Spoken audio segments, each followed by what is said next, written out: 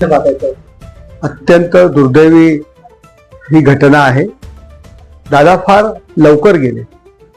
महाराष्ट्रातील राजकारणातील वक्तशीरपणा आणि जर काम होत असेल तर हो म्हणणारे, नाही होत असेल तर नाही म्हणणारे, प्रत्येक गोष्टीत कायदा कानून याचा योग्य तो वापर झाला पाहिजे अशा विचारांचे फार कमी नेते या देशात आहेत। त्यातले दादा एक होते।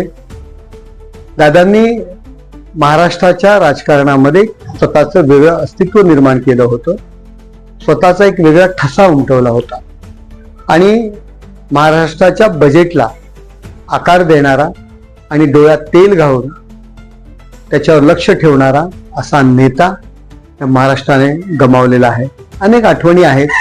माझा तसा काही असा वारंवार त्यांच्याशी असा संबंध येत नव्हता। ज्यावेळी ते आमच्या बरोबर सत्तेत आले त्यापूर्वी ते लोकशाही आघाडीचे घटक होते। ते अनेक वेळा त्यांच्यावरती, त्यांच्या भूमिकेवरती मी टीका केली, परंतु ज्यावेळी मी खासदार झालो, त्यांना भेटायला गेलो, त्या आजूबाजूच्या कार्यकर्त्यांना, आजूबाजूच्या लोकांना कार्यकर्ता खासदार होतो, काम करत राहा, याचं एकमेव उदाहरण नरेश मस्के असं त्यांनी 4 लोकांना सांगितलं। त्यावेळी मी खरंच खूप भारावून गेलो। असे दादा, माझ्यासारख्या कार्यकर्त्याला पण रिस्पेक्ट देणारे असे दादा फार लवकर ह्या महाराष्ट्रातून निघून गेले। महाराष्ट्राला त्यांची फार गरज होती। खूप मोठी पोकळी त्यामुळे निर्माण झालेली आणि भरून न निघणारी ही पोकळी आहे। अशा तुम्ही देखील भावूक झालेला आहात, डोळ्यात असे देखील आलेले आहात ज्यावेळी तुम्हाला ही बातमी कळली। आधी याच्यावर विश्वासच होत नव्हता।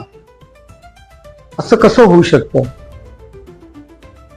नियम पाळणारे, वक्तशीर असणारे दादा एक प्लेन क्रॅश मध्ये जातात।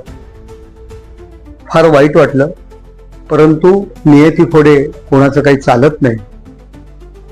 अशा आपल्या महाराष्ट्राच्या खऱ्या अर्थाने राजकारणात दादा असणाऱ्या अजित पवार यांना माझ्या कुटुंबियांतर्फे आणि आमच्या पक्षातर्फे मी श्रद्धांजली अर्पण करतो।